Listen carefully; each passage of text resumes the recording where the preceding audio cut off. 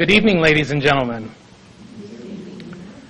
My name is Marlon Brown, and I am proud to serve as the Mayor Pro Tem for the City of Mason, and also as the Chair for the Mason Sesquicentennial Celebration Committee. It is my distinct honor and pleasure to welcome each of you to tonight's ceremony commemorating Mason's 150th anniversary. On March 9, 1865, Henry Howland Crapo, Michigan's 14th governor, approved Public Act No. 125, an act to incorporate the village of Mason. Though the original inhabitants of this area had first settled here decades earlier, the act of incorporation granted self-governing authority and formally recognized the community of Mason, Michigan. 10 years later, in 1875, Mason would be officially incorporated as a city and grow to become the center of activity in Ingham County. Today, 150 years later, after its initial incorporation, the city of Mason stands strong as a thriving community of over 8,250 residents.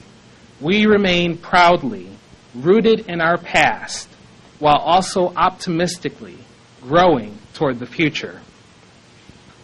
Close to 3 years ago, a dedicated group of residents, business leaders, and city officials began planning for Mason's Sesquicentennial. Recognizing this important milestone in the life of our community, we set out to plan a year-long celebration filled with events and activities that were intended to increase our civic pride, honor our history, stimulate the local economy, and focus on Mason's future. Tonight, all of our planning comes to fruition as we officially kick off what will undoubtedly be an exciting and memorable year for our city. I would be remiss if I did not acknowledge and thank the City of Mason and the Mason Downtown Development Authority for their financial support of this evening's festivities. I also want to especially recognize the dedicated partnership and support of the Mason Area Historical Society and the Mason Area Chamber of Commerce. Both of these organizations have greatly contributed toward the planning and facilitation of a celebration that we hope will be worthy of our beloved community. On behalf of the Mason Sesquicentennial Anniversary Committee, let me be among the first to say, Happy birthday, Mason. Here's to the next 150 years. Thank you.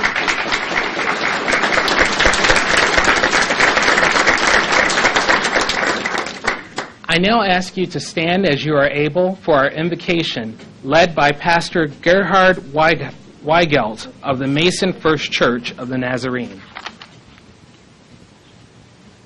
Let's pray together, shall we? O God, our help in ages past, our hope for years to come, be thou our guide while life shall last, and our eternal home.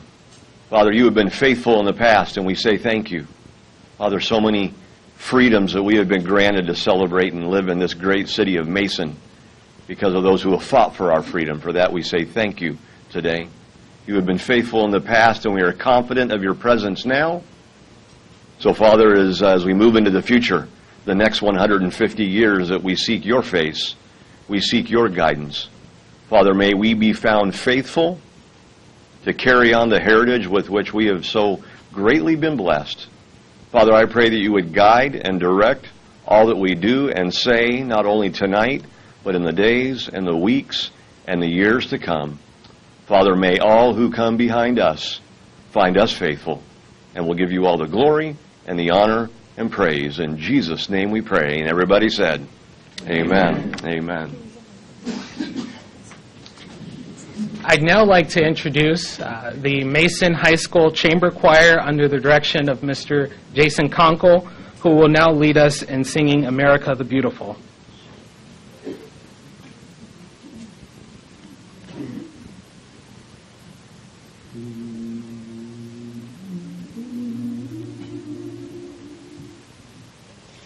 Oh, beautiful for spacious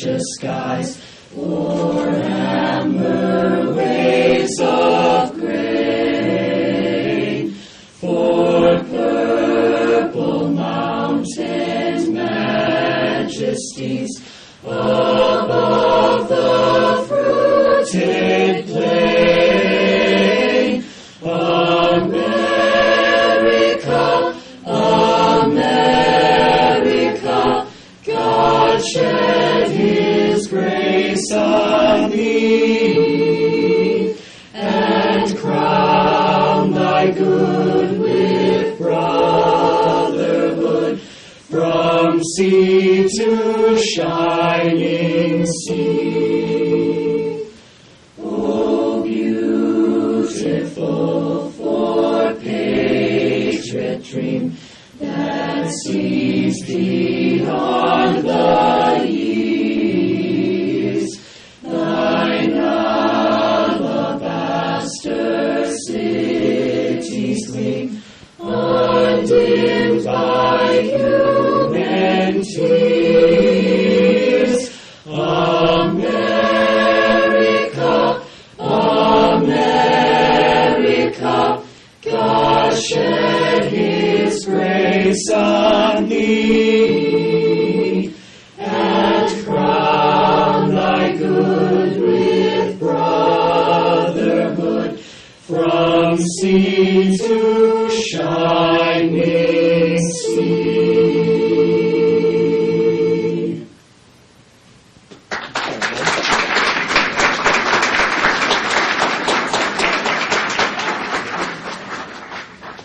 I now ask that you please rise as you are able for our honorary color guard led by the Mason Fire Department and the 7th Infantry Company B.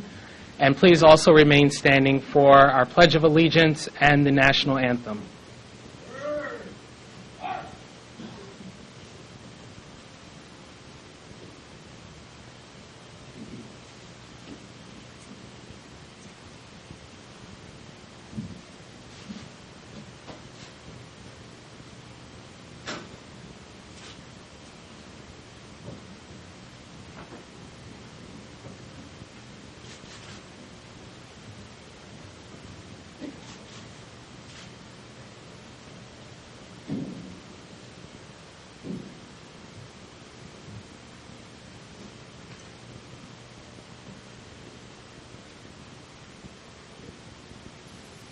Place. Rest.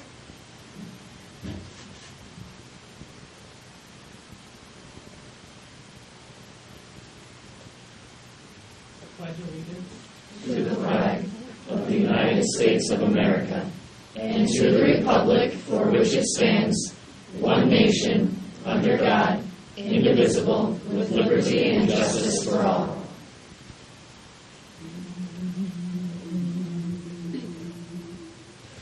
Oh, say, can you see by the dawn's early light what so proudly we hailed at the twilight's last gleaming, whose broad stripes and bright stars through the perilous fight o'er the ramparts we watched were so gallantly streaming, and the rockets were clear, the bombs bursting in air gave proof through the night that our flag was still there.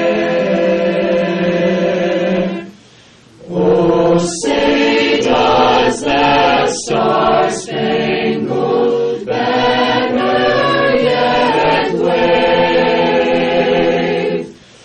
o'er the land of the free and the home of the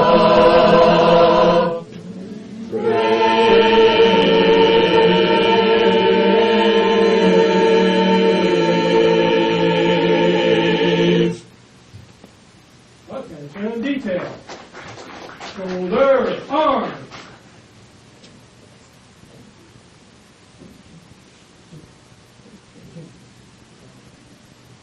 We go forward. March.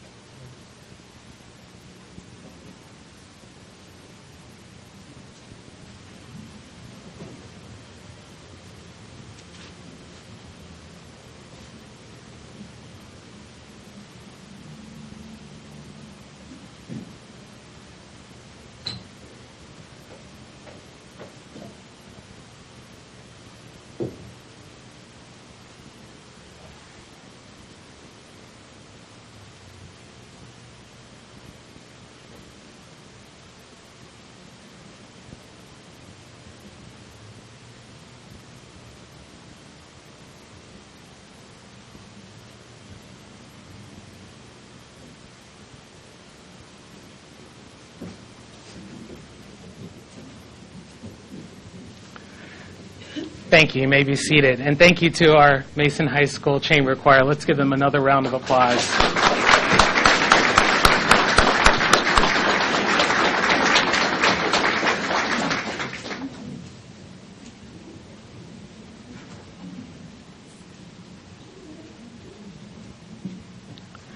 As I mentioned at the onset of our program this evening, this celebration has been a collaboration between several entities.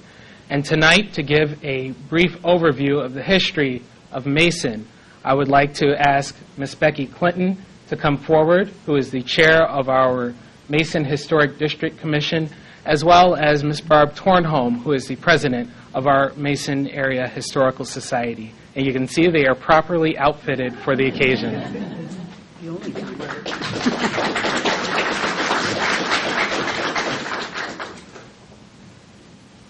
In 1835-36, Mason was a forest. Trees had to be cut to make log homes and to clear the ground for crops. We need to have you a little bit louder. Oh, okay. Okay. In 1835-36, Mason was a forest. Trees had to be cut to make log homes and clear the ground for crops. The earliest settlers lived peacefully among the local Native Americans whose trails cut through the region, including the legendary Chief Okemos and his Ojibwe people. There were many Indians about, and they would frequently come to the schoolhouse and sit for a while and go quietly away, Pioneer Mary Hammond recalled in a 1905 Ingham County News account. Game was plentiful in early Mason, and Hammond would frequently see a deer on the way to school. And we were many times frightened by the fear of wolves, which were also plentiful, but which in fact never did us any harm. The original plat of Mason was established by Charles Noble on February 6, 1838.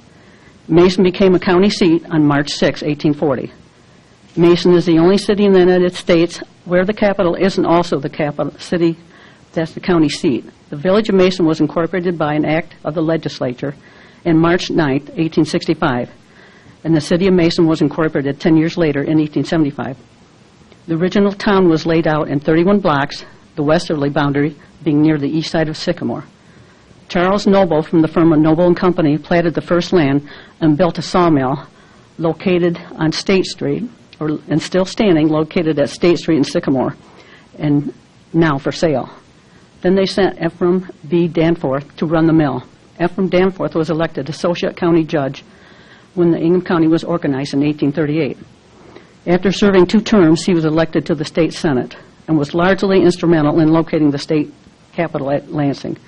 He also helped to lay out the highway from Mason to Lansing, and in 1850 served as a member of the State Constitutional Convention. The settlement of about 400 people grew and prospered until 1865, when it was incorporated as a village. Minus McRoberts won the 36-vote election for the village president. McRoberts, a popular Scot, was the second physician in the county and engaged in practice at a time when long, tedious rides and arduous labor were required in his vocation. McRoberts was not Mason's only hearty soul. Hiram Parker hosted the first county meetings from 1838 to 1840. Ephraim Danforth, described as a man of great energy and a very useful citizen, served as state senator and helped plan the highway from Mason to Lansing. John Rayner, a cobbler turned an entrepreneur, owned thousands of acres of land, one of the county's wealthiest men. His son William peddled trees at $2 apiece and dug ponds to make ice that supplied the town.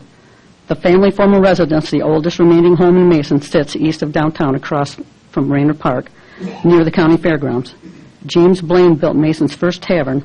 It was seated in the middle of a road and later ran a hotel. Other prominent citizens included Amos Steele and his brother Henry, both of whom fought and died in the Civil War. The first election was March 28, 1865, in which 36 votes were cast, all males. Mason presently has a county manager, form of government, where a city administrator manages the daily operation of the city services and other functions, and a 7-member city council determines policy and enacts legislature for the city. Council members are elected at a large for a term of 4 years, and a mayor is elected by the council every 2 years. The current mayor is Michael F. Waltz, and the city administrator is Martin Colburn. We are proud to celebrate the 150th anniversary of the incorporation of Mason. Thank you.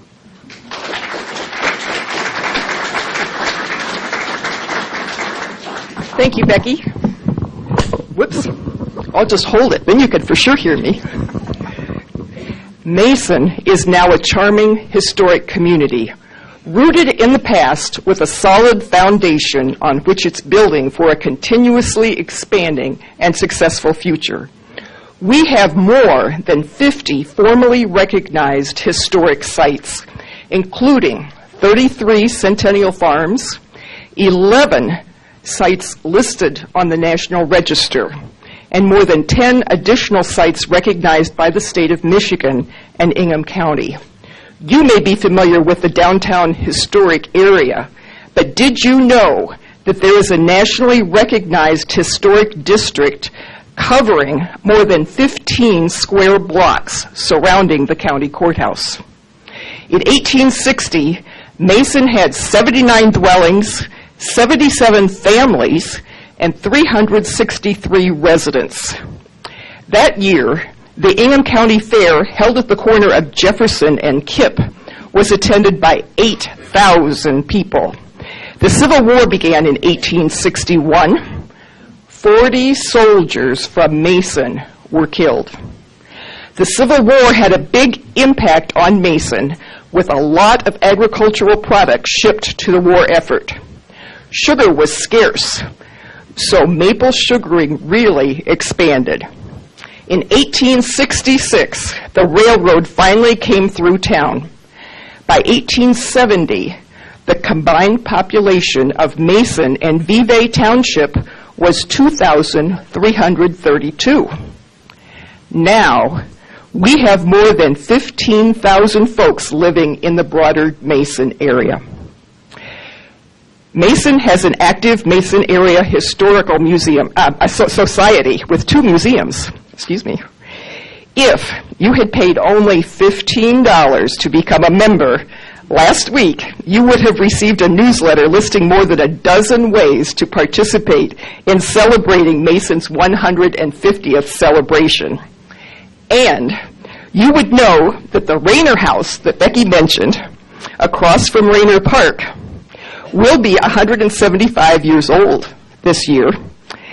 And we will have pictures and stories shared by Al Schulian, the current resident, along with his wife Joyce, and Rodney Jewett at our Mason Area Historical Society meeting on Monday evening, April 6th. And, better than that, on the following Saturday, their old house will be open for you to visit. And if you had the newsletter, you'd know what the hours were. Notably, our mayor, Mike Waltz, his ancestors came and established their first farm that's going to be celebrating its 150th anniversary this year also. Please let me know if you would like a more detailed presentation about Mason's early history at a meeting of your community group. You can check out our website that is due to expand soon. A mere 150 years from now, the community will find the stories we have saved to be invaluable. There's no place like Mason, Michigan, our hometown. Thank you.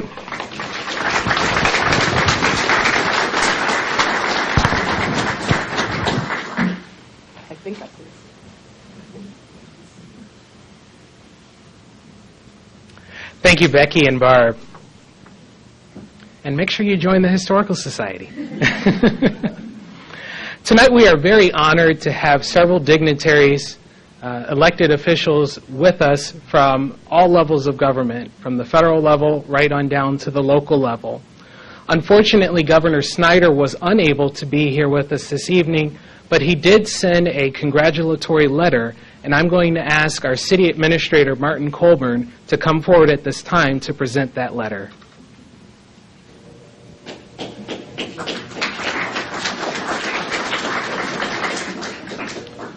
Good evening. This letter is from the Executive Office, Lansing. Dear friends, it is my distinct honor and privilege to join with you in celebrating the City of Mason's 150th anniversary. From being a premier location for numerous events and festivals to being home to over 8,000 Michiganders, Mason has established itself as a community that continues to flourish and attract new families and businesses. With its vibrant farming community and welcoming family atmosphere, Mason is unquestionably poised for a long-term growth and expansion. I am proud of the great success occurring in Mason today, and am confident that its people and communities will reap the rewards for generations to come. As you gather to reflect on the City of Mason's history, I hope you take pride in this significant achievement. It is not every day that a city reaches a 150-year milestone, and you should be proud of this accomplishment. As Mason continues to grow and expand in the years to come, I hope you will take the time to reflect and take pride in this accomplishment. Congratulations once again on this momentous occasion, and please accept my best wishes for an enjoyable and memorable celebration. I look forward to seeing more great things happening in Mason in the years ahead. Sincerely, Rick Snyder, Governor, State of Michigan. Thank you.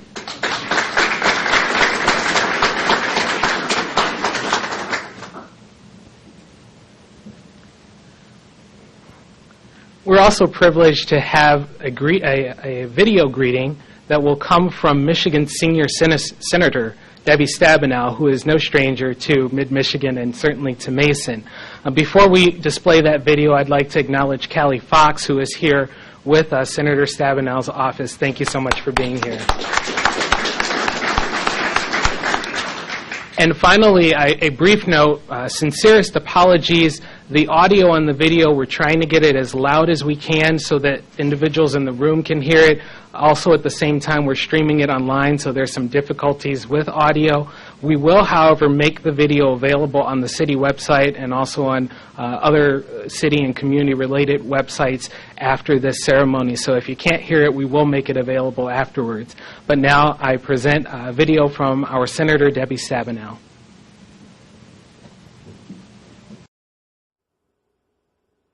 Good evening and congratulations on 150 years. I wish I could be with you in the council chambers this evening to personally say congratulations. You know, Mason means so much to me in my life, both personally and professionally. So I'm very excited and proud of all of you. Mayor Mike Waltz, congratulations on your leadership as mayor of Mason, and Marlon Brown as mayor pro tem and chair of the Sesquicentennial Anniversary Committee. I know there are a lot of things that are planned this year. And Marty Colburn as city manager. You know, 150 years ago today, Abraham Lincoln was president and the Civil War was exactly 2 months from ending. And during the Civil War, as you know, Mason native Amos Steele was an officer in the 7th Michigan Infantry and was at the very center of the Battle of Gettysburg. And as we know, Amos Steele died heroically in that battle, but he's remembered today in many ways in Mason on Steele Street, which of course is home to Steele Elementary School, and the Steele name is on the Civil War cannon in front of the courthouse. That courthouse has a lot of special meaning to me. As you know, I started in public service for all of you and for people in Michigan as a county commissioner. I drove from Lansing almost every single day. I think my car was on automatic pilot. Hopefully most of the time I was awake. But I gained such incredible experience. Literally, the county is where the rubber meets the road, whether it's the jail that we built, whether it's Lake Lansing that we dredged, whether it's community mental health and public health services and juvenile justice services and roads and drains and all of the important work that's done. And Mason is the center of that for the county. So I'm forever grateful for that opportunity.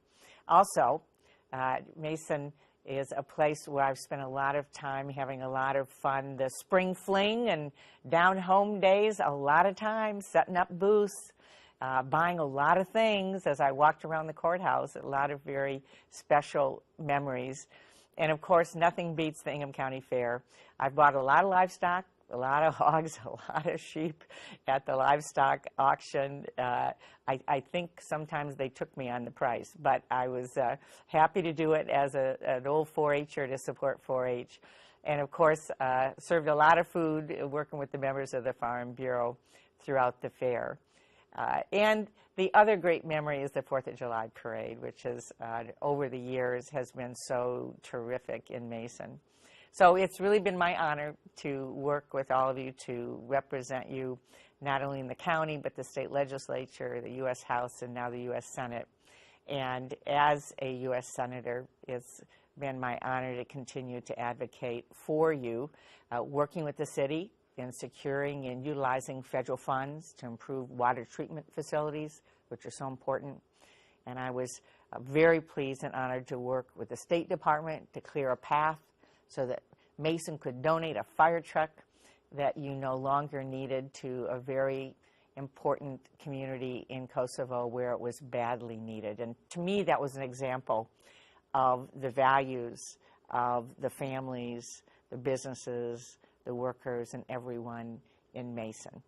So congratulations on this important milestone. I'm looking forward to having an opportunity this year to celebrate it personally with you, and I hope you have a great evening.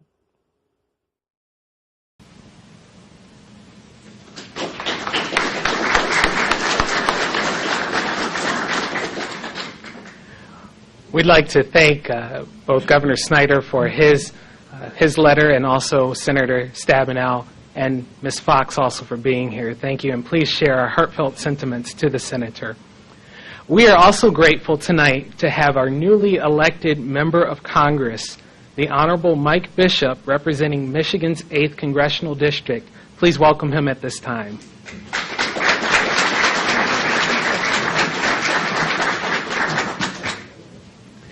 It is truly my great honor to be here today with you on such an important occasion.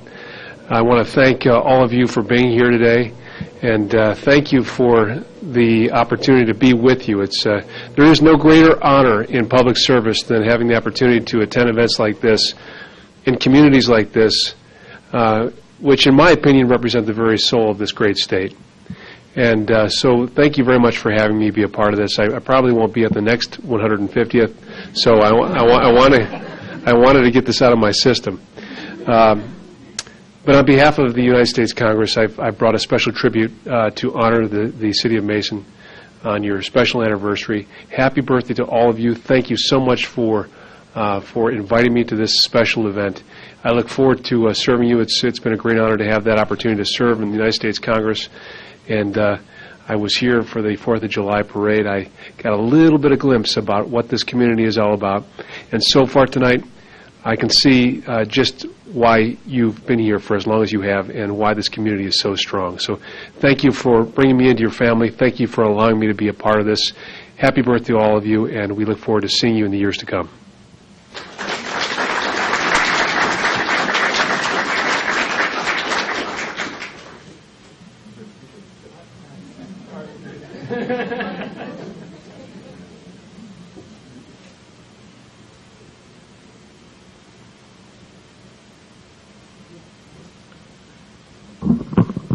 We're also very privileged to have our representatives in the Michigan State Legislature, both of whom have distinct Mason connections. Our newly elected State Senator, Curtis Hertel Jr., has spent many days and nights and weeks in the courthouse here at Mason serving as our Ingham County Register of Deeds. And we are also privileged to have State Representative Tom Cochran, who served several years on the Mason School Board, and now they are representing us up in Lansing at the state capitol. So please welcome them at this time.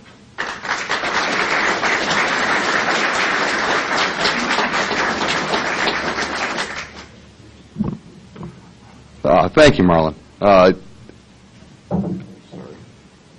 Farther drop than I thought. It's been my great honor to serve the people of Ingham County, and specifically the people of Mason. For 8 years I was on the county commission, and for 6 years as Register of Deeds. And I got to spend a lot of time here at the courthouse and in this community. And it's always been a second home for me here in the county. It's also been part of my family. You know, we have 4 kids, and the oldest is 10, the youngest is 3. So they've all been in Mason with me that entire time. So I asked each of them to provide me a specific memory from Mason last night at dinner. So for CJ, he's 10, and it was the demolition derby at the Ingham County Fair. I said, just the fair, right? He's like, no, you got to mention the derby. For Nathan, it was the parade, the fireworks, and he's always been a big fan of miles and miles of walking in the middle of that parade and handing out candy. For Haley, it was seeing a baby cow be born at the fair at one point, and she wants to be a veterinarian when she grows up, so that's very important to her. And for Jack, he's 3, so I'm not sure he understood the question 100%, but with a little bit of help, the giant Santa Claus in the mailbox and getting a letter back from Santa was very important to him. So I have a tribute here. It is signed by both myself, Representative Cochran, and the governor.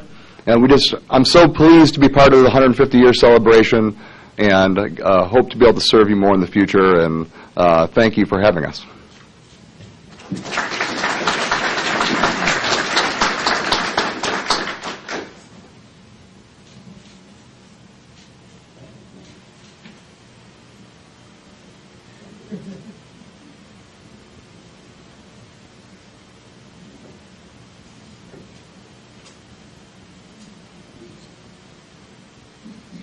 We're also pleased to have representatives from our county government here this evening, and in particular, the City of Mason is represented by one of our own.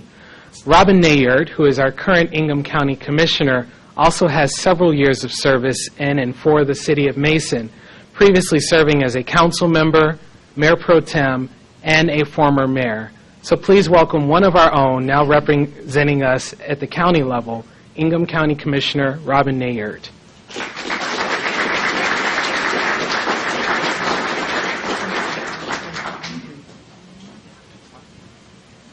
Well, it feels good to be back in these council chambers. I haven't been gone that long, but it's hard at the county commission meetings to not say, all the things that I used to say here. So I'm still learning. I want to thank my colleague, Commissioner Rebecca Bahar-Cook, who is here. Would you wave? It's a pleasure to have a colleague who cares enough about, a new colleague to be here and cares enough about our community to be here. I'm going to read my resolution. I told Marlon when he talked to me about doing a resolution that I can't say what I wanted to say in the resolution, that I want my ashes spread along Hayho Riverwalk, I want my ashes in Rayner Park, and I want to spend time in all those places long after I'm gone from the city that I will always call home. I left for a short period of 6 years and moved back here because my daughter was 2.5 and there was no other place I wanted to raise her, and we've never left. She's now in Chicago, but she'll come back, I'm sure of it. So here's the resolution from the county. Whereas in 1865, Amos Steele cleared a wooded area to create the village of Mason, now known as the city of Mason, the county seat of Ingham, named after the state's first governor, Stevens T. Mason. And whereas Mason is the only city in the United States that serves as a county seat ahead of a state capital, with the capital of Lansing also in Ingham County. And whereas Rayner, Steele, Dart, Osterly, Ware, and Shattuck families are part of the history of Mason and have all made a number of important contributions to the civic and commercial life of the city. And whereas a portion of the Rayner farmstead now constitutes Rayner Park, in the Ingham County Fairgrounds, John Rayner and family dug ponds in those parks to collect water in order to harvest rice. Ice, not rice, no rice in Mason. Ice, baby. The Rayner Opera House was also established by the family in 1881. And whereas Lauren Shattuck served on the Mason City Council and served as mayor in 1967, and Scott Shattuck is one of the foremost experts and collector of Civil War memorabilia and has created a museum of history that is not only relative to that war, but also to the city of Mason. And whereas the city owes much to the Dart family, which founded Dart Bank in 1925, Dart Container Corporation, founded in 1960, and the world's largest manufacturer of food storage containers and cups. And whereas Ware's Pharmacy has stood on the corners of Ash and Maple Street since 1935, Steele Street and Steele Street Elementary School are named after Amos Steele, and farmland owned and run by the Osterly family is located within the city limits of Mason. And whereas Mason's oldest churches, the Presbyterian, Methodist, and Baptist, date back to the earliest years of the town's history, and St. James Catholic was founded in 1949, other memorable places in Mason include the county courthouse and the Mason Depot. And whereas the city has grown to a population of over 8,000 people and still remains a place where cattle graze, families create memories, and children grow, leave, and return to its quaint charm to raise their families. And whereas March 9th, 2015 commemorates the Sesquicentennial of the City of Mason, therefore be it resolved that the Ingham County Board of Commissioners hereby congratulate the City of Mason on the event of their Sesquicentennial anniversary, a city which stands today as it has for 150 years, strengthened by family unity, old-fashioned American values, and hope for the future. Thank you.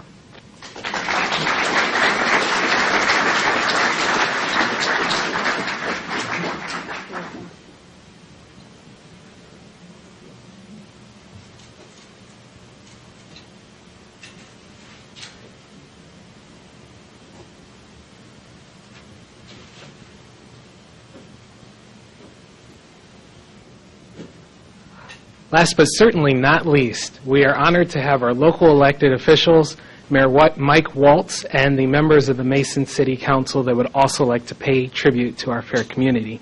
Please welcome Mayor Waltz at this time.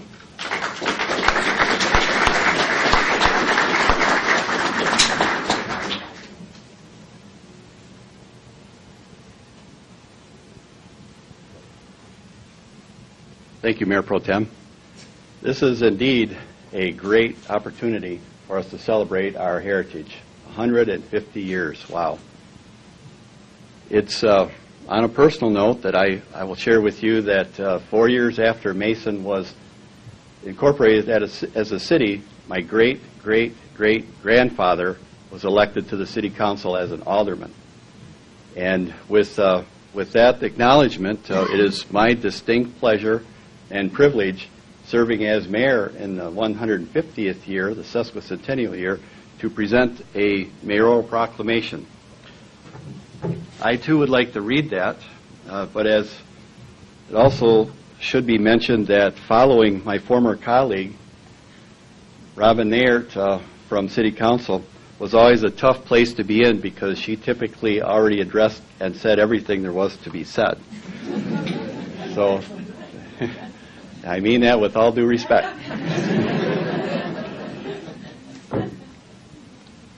So whereas the City of Mason is located along the Sycamore Creek in the County of Ingham in the great state of Michigan, and whereas Mason Center was settled in 1836 and named after Stevens T. Mason, the first governor of Michigan, and whereas on March 6, 1840, Mason was established as the county seat of Ingham County and dropped Center from its name.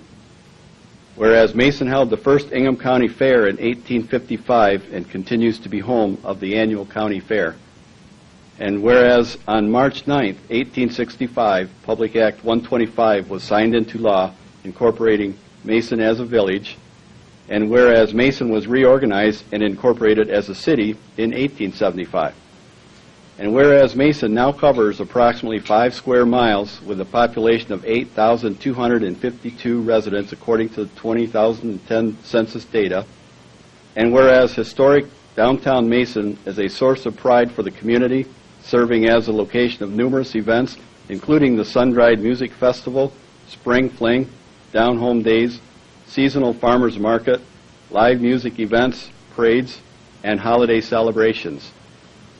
And whereas Mason endures as a thriving city in mid-Michigan that is rooted in the past and growing toward the future, now therefore be it resolved that I, Mike Waltz, Mayor of the City of Mason, on behalf of the Mason City Council and the citizens of Mason, do hereby memorialize the Sesquicentennial anniversary of Mason's incorporation in the state of Michigan, and do hereby proclaim March 9th, 2015 as Mason Sesquicentennial Day in and for the City of Mason.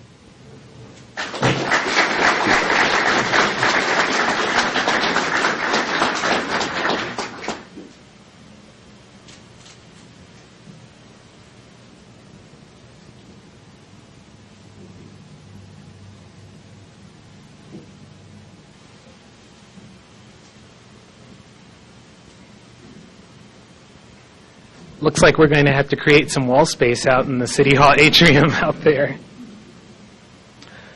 A few months ago, we were having a Sesquicentennial planning session, one of our regular monthly meetings, and I had received an email from a gentleman named Dewey Longuski who said, hey, I have a really good idea. And so we're encouraging anyone who has an idea to come to future meetings and share them. But his particular idea was that he wanted to have a sesquicentennial theme song. And Dewey's a local musician, so he came in, shared the song with us, and the committee fell in love with it, so much so that the committee recommended to the city council that we adopt this song as the official theme song of the Mason Sesquicentennial celebration. And that resolution passed, and so tonight I am honored to have Mr. Dewey Longuski, who will give us a live performance of his theme song, Making Mason Memories. Please welcome him at this time, and we'll get the mic set up for him.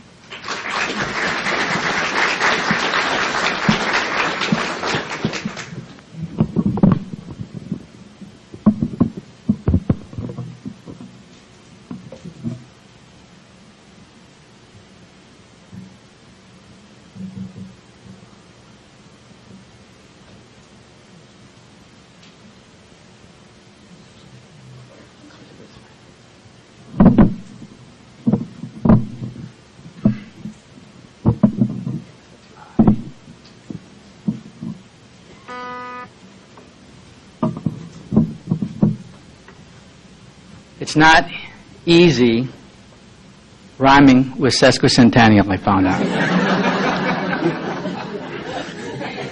So I didn't use it.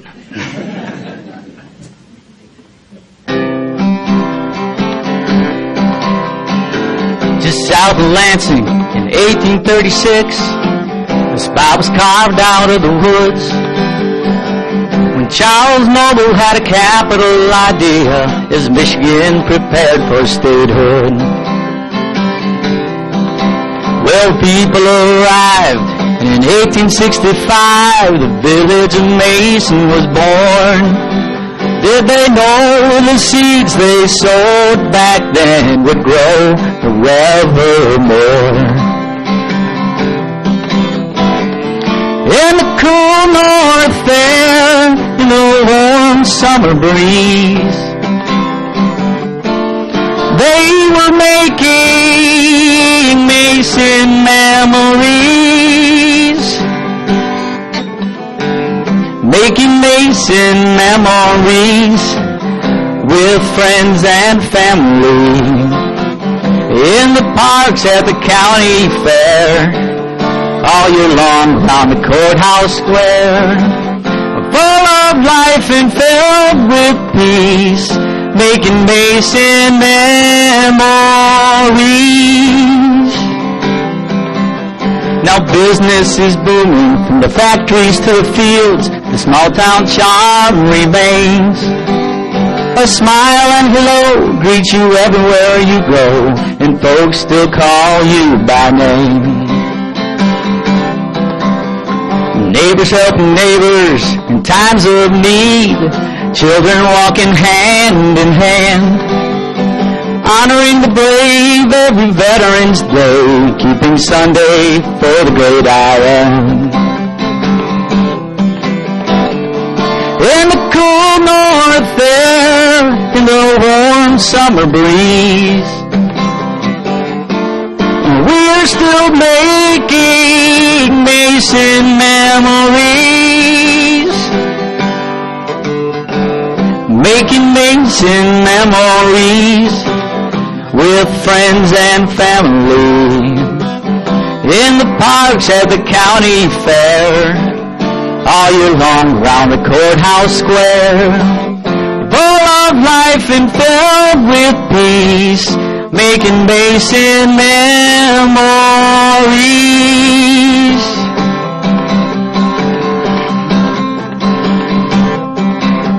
The highways may take us far away, but no matter where we roam, we'll always be proud to say Mason, Michigan's our home. Making Mason memories with friends and family. In the parks at the county fair, all year long round the courthouse square, full of life and filled with peace, making Mason memories. memories,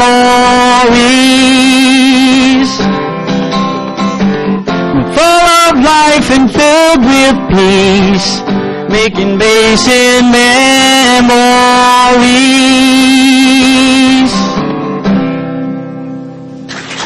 Thank you.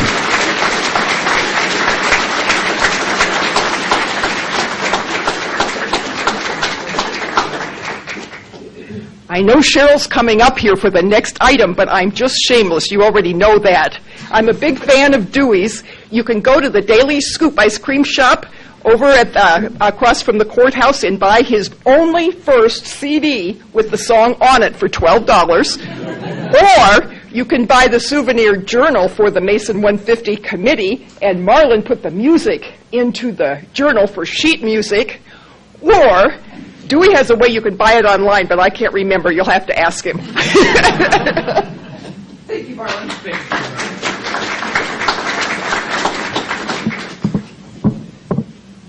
Or Dewey also has some copies of his CD that will be available for purchase out in the atrium of City Hall after the ceremony this evening. And I also have to state that Dewey has graciously agreed to donate a portion of all proceeds to support the Sesquicentennial.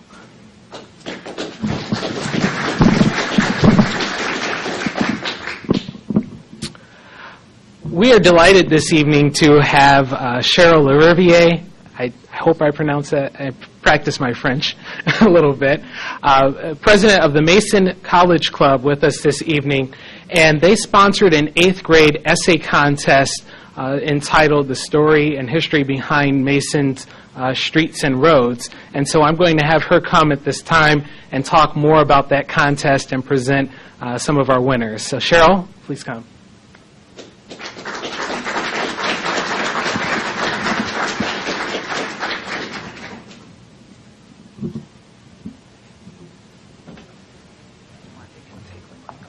I think so. Thank you, Marlon. I brought a step stool. I'm hoping you can all see me a little bit. At least our students are a little bit taller. If for those of you who don't know anything about Mason College Club, we were organized in 1931.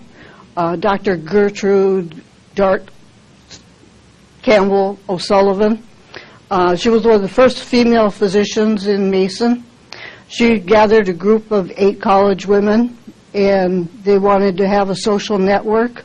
Plus, they wanted to encourage females for higher education.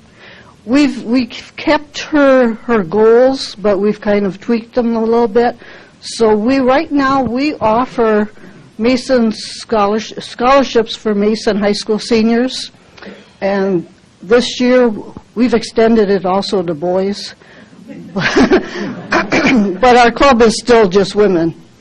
The scholarships, we're going to be really happy to present 6 seniors this year with $1,000 scholarships. And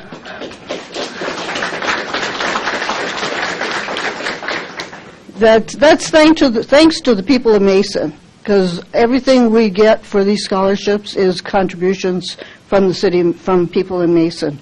We also wanted to participate in the Mason 150 by doing something educational, and so we had this essay contest. We wanted to encourage students to do some research and writing and to become a little more interested in history, even though Scott is doing a fantastic job, and that's why we asked him to be included in this. And I really appreciate everything he's done, because he spearheaded all the in-school activities for this essay.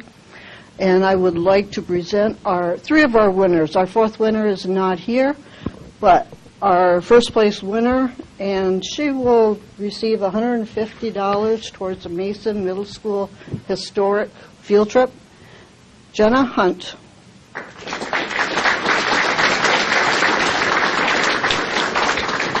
Second place is Hunter Dodendorf, and he'll receive $100 towards the trip.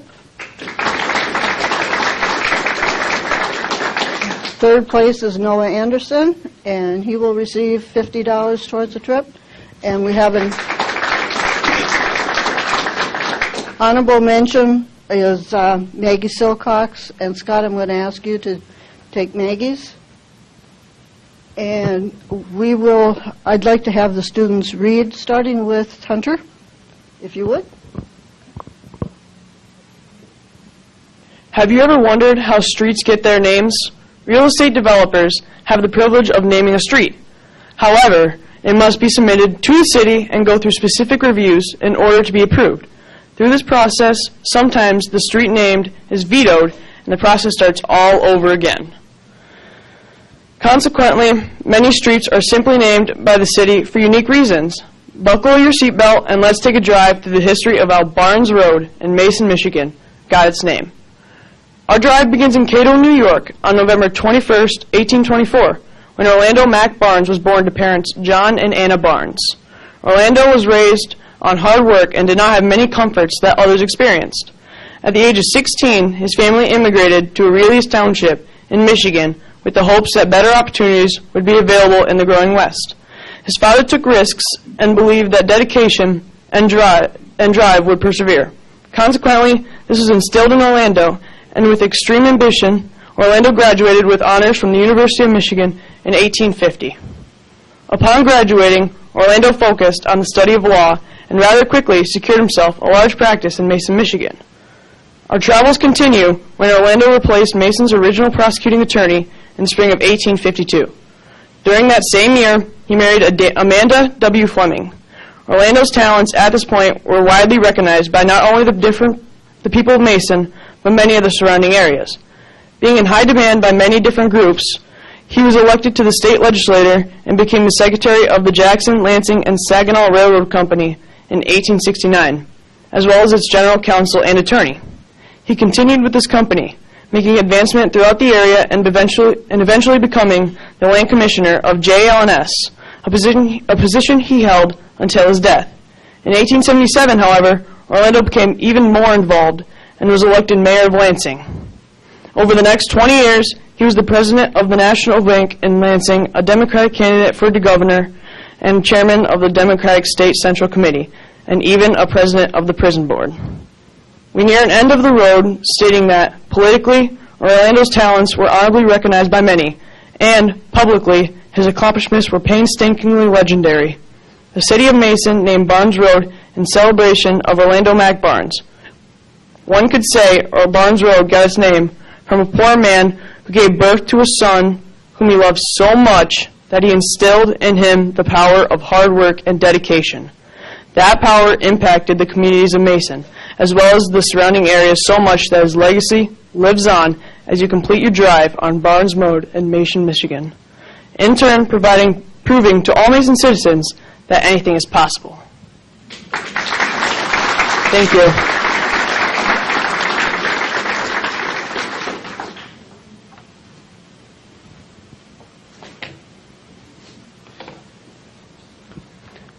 The history of Ives Road.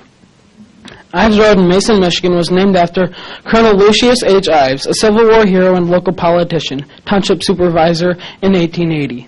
Lucius Ives was born and raised in Unadilla, Michigan. His parents, Samuel G. Ives and Mariah Ives, had two sons. Samuel G. Ives migrated to Michigan via the Erie Canal. He was born in New York, but the cheap land and opportunity in Michigan sparked his interest. Samuel started his own farm and a family in Michigan. On July 16, 1840, Lucius H. Ives was born on his father's farm. 2 years later, his brother Frank was born. As boys, they grew up on their father's farm in Unadilla, helping with everything from field work to feeding livestock. At this time, there were not houses close by, so to go from place to place, they either had to walk all day or ride horseback. At the age of 22, Lucius was commissioned a lieutenant in Company B, 26th Michigan Infantry. He left for 3 years to serve in the most arduous and hazardous service. He was soon granted first lieutenant after reaching the battlefields of the South. He was then made captain on April 26, 1864, and made major March 7, 1865. For 6 months, he served on the personal staff of General Nelson A. Miles. It was his command that led to the capture of General Lee's wagon train, consisting of 260 wagons, just 3 days before the final surrender of the Confederate Army. General Grant and General Lee utilized the 26th Michigan Infantry to exchange the flags of truce, which marked the end of the Great War. Lucius Ives was the last of the commissioned officers of this famous regiment to pass away in 1928. After returning to Michigan, Ives bought a home in Vevey Township, which he lovingly named Sunnyside. The home was built in 1860 and was rather large for its time. There, he decided to start a family with Elizabeth E. Cowan. They had 3 children before Elizabeth's passing in 1907. They had 2 daughters, Winifred, who died in infancy, and Minnie. They also had a son named Frank after Lucius' brother. Frank followed in his father's footsteps and became a captain in the Army. He later inherited Sunnyside from his father. Lucius Ives was known as a community man throughout the area. He was well liked by all and was often called upon to make important decisions in the community. Everyone knew he would make the decision that best benefited the community. People remembered Lucius as a war hero, but more so as being a friendly community man. Lucius served as the first Vevey Township supervisor in 1880. He was also very active in his church and would even preach in the schoolhouses in the Mason area. Ives Road is named after Colonel Lucius H. Ives, not only because he lived on it, but he was important to the community and to the country as a whole. He was a role model to so many people. He showed that you didn't have to be born into wealth to have a good life. Hard work and bravery can treat you well. From my research, I have found many interesting things about Lucius Ives. For the fact that he and his brother Frank had sons in the same year and named them after each other, to the fact that he is a real-life war hero who helped shape the community that I live in today. Although these both piqued my interest, the most interesting thing that I learned from my research is that his original estate was right across the road from where I live today. I did some further research about Sunnyside and how Ives' son inherited the home, and I found out that the home burnt down because Frank had left a few embers burning in the dooryard of the house while he went across the road to talk with a neighbor farmer plowing the field. This is when he saw flames rise from his home. I then looked into the history of my house and found that it was a farm near Sunnyside on the road at the same time of this fire. This means that Frank Ives may have been talking to the farmer that lived in the house where I live today when Sunnyside home in Vevey Township that Lucius H. Ives had loved so much burnt to the ground.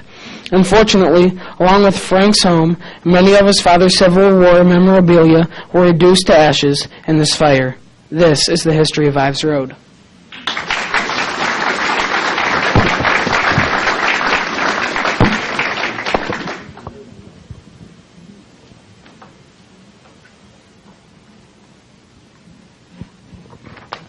What does an amateur baseball team, hardworking farmers, businessmen, a founding stockholder of Dart National Bank, and a vice president of the bank, for that matter, and an organizer of Mason Cooperative Shipping Association all have to do with each other in this paper?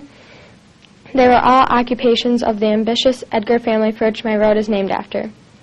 The story of this hardworking family starts when Samuel Edgar and Mary Parks had 11 children, one of them being Joseph Edgar.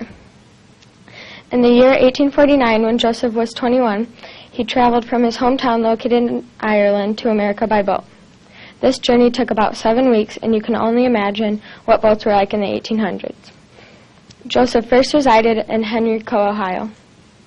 While living there, he met Mary Catherine Eckhart. Their official marriage was on April 28, 1860. 2 years later, John Edgar, their first child, was born. He would grow up to be a farm laborer. A year later, Lucinda Edgar was born. In future years of her life, she would become Louis Gregg's wife. She would be their last child to have been born in Ohio. In 1865, the family of 4 came to Michigan. Once the family adjusted to their relocation, Joseph became a highly respected man in Aurelius Township in Mason. 7 more children were born to the family. Levi was the first to be born in Michigan. Edward, Alvin, George, Eugene, Ora, and Claude all followed. One of the sons, Edward, married Mabel Edgar. Alvin, who was part of the Edgar Brothers baseball team, an amateur baseball team known statewide as mentioned earlier, attended grade school in Aurelius and farmed the rest of his life. Eugene, in my opinion, sticks out as a very accomplishing son.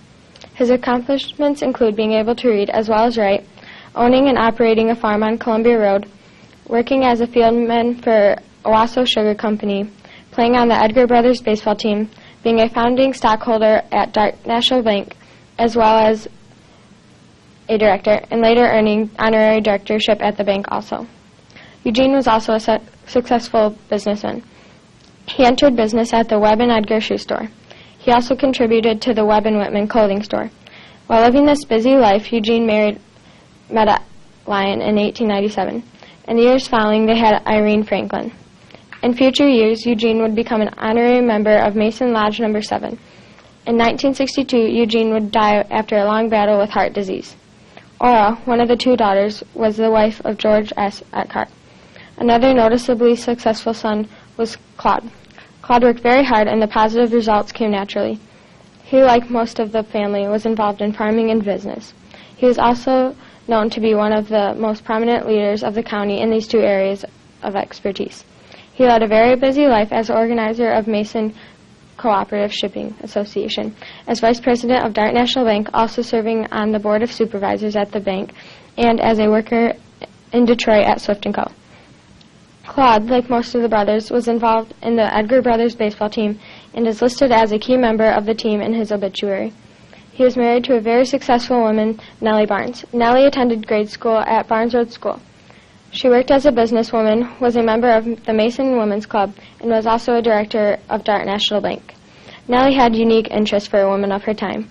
She loved the Detroit Tigers baseball team and listened to almost every game on the radio. She also collected antique dishes, even though she didn't like to admit to it. Claude and Nellie were the parents of three children, John, Ruth, and Russell. The family lived in a house made of logs grown on their own farm. Nellie claimed that the family moved in tempo and there were no quarrels or argument. When a problem arose in the family, it was simply solved through discussion. John, the first son of the family, attended Mason High School, which was then located on Jefferson Street. After high school, John attended college at Michigan State University and Ferris State University, which was then known as Ferris Institute. John married Bertha Hayes, who was very involved in the community.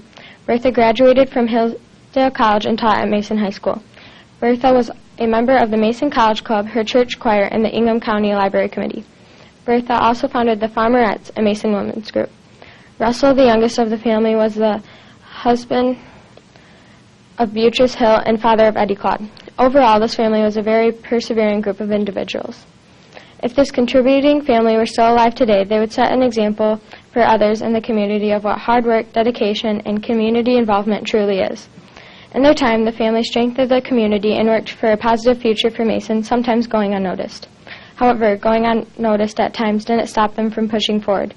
To me, that's what the Edgars should be remembered as, an assiduous family who helped make Mason what it is today.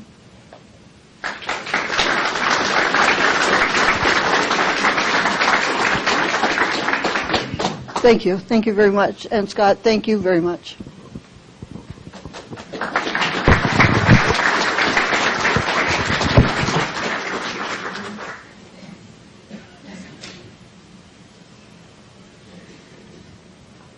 Well, I certainly learned quite a bit from those essays. I hope you did as well.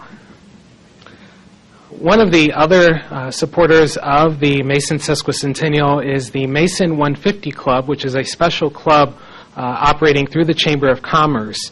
You can subscribe or join the Mason 150 Club by paying $150. There's a common theme here. And for that $150, you get $50 worth of merchandise with the Mason 150 logo on it. And the other funding goes to support promotion of activities and events and marketing that the Chamber is doing with the city to help make this year's Sesquicentennial celebration really great. And so at this time, I'd like to welcome our Executive Director of the Mason Area Chamber of Commerce, Mr. Doug Klein, to come forward with a special presentation on behalf of the Mason 150 Club.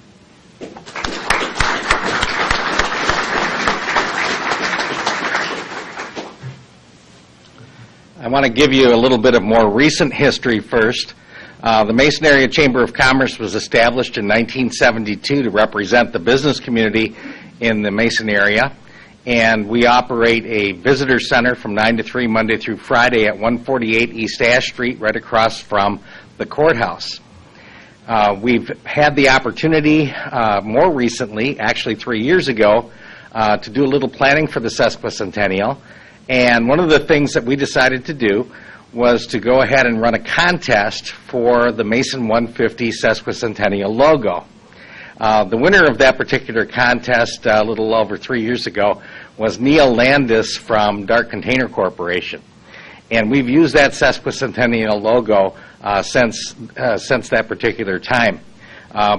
Today it's my pleasure, on behalf of the 300 members of the Mason Area Chamber of Commerce, our Board of Directors, and the Mason 150 Club, to present the city with a Mason 150 Sesquicentennial flag that will fly in front of City Hall.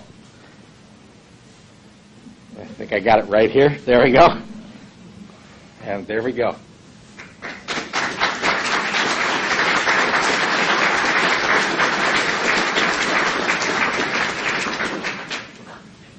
Thank you, Marlon.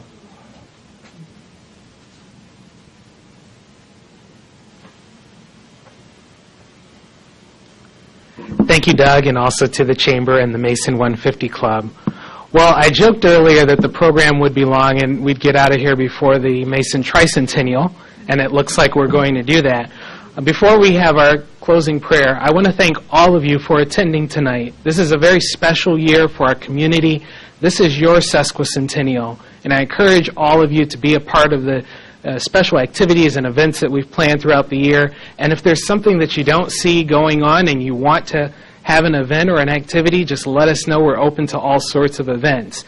I do want to highlight that this summer, on July 2nd through 5th, we will have our Mason Sesquicentennial Summer Celebration, and that will be held on Thursday through Sunday. It'll start out with a beard contest on the courthouse lawn and our Thursday night live concert. In addition to our Sesquicentennial Parade, which will be on July 4th, we've rebranded it this year, and we're also going to have a time capsule event, so stay tuned for more information. We're going to dig up the time capsule from 1990 and then put in a bunch of items to bury and save for the next significant anniversary, which is 175, and I do not know what that is called. I'm sorry. Also, this fall, we are planning a Mason Area Sesquicentennial Grand Ball, and that is going to be held on Saturday, October 3rd at the Ingham County Fairgrounds. And stay tuned for more information on that. It will be a gala affair with both historic and contemporary attire welcome, and so we hope that you'll be a part of that. Last but certainly not least, there are so many people, too many to name at this time, who are part of today's celebration. But on behalf of myself and the Mason 150 Planning Committee, thank you so much. And I especially want to acknowledge those of you who are watching online or will see this after the fact. A lot of that is due to the fact of Bob Swertnevich and also Debbie Swertnevich, who are working on the cameras and the audio and lighting. So please give them a round of applause.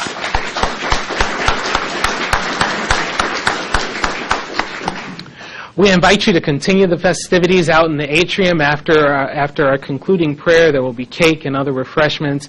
We invite you to mingle and to socialize with each other and just continue the excitement of this day. And now it gives me great pleasure to welcome Reverend Cusitino Cabano from the St. James Catholic Church to come and lead us in our closing prayer. Please rise and stand as you are able, and thank you, Father Cusi.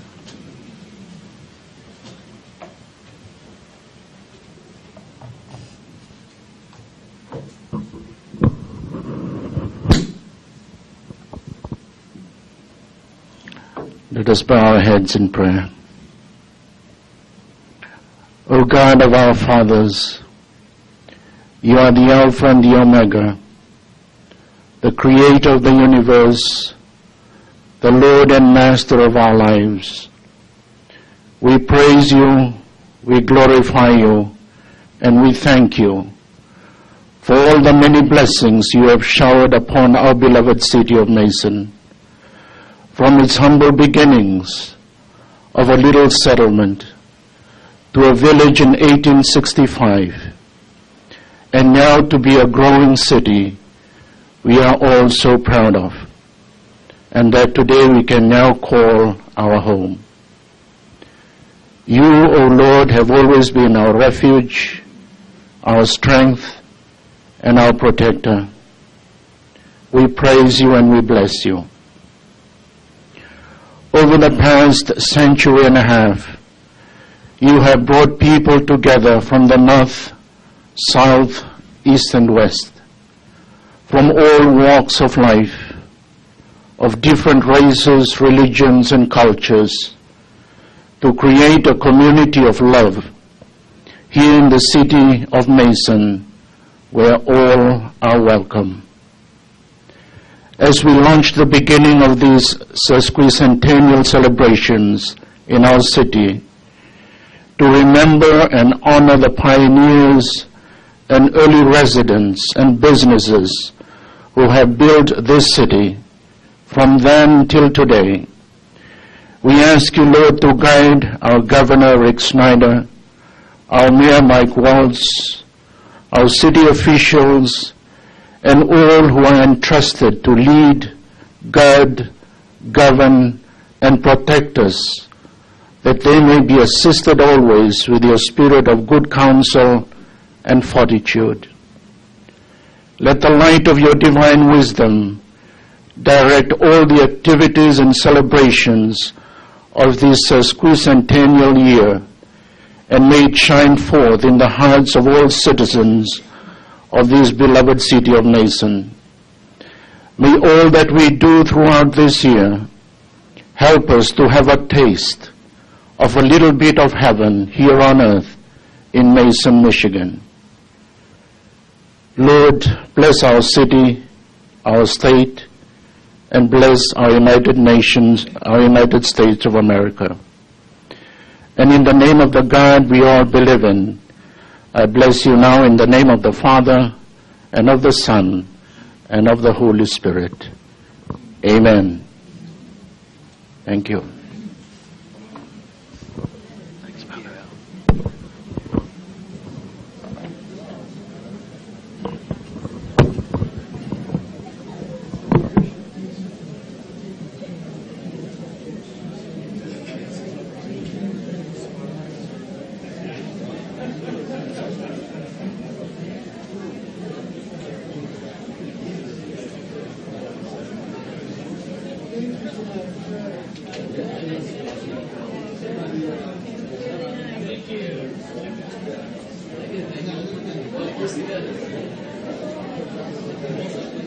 Ladies' hat. No one knows, I don't say so.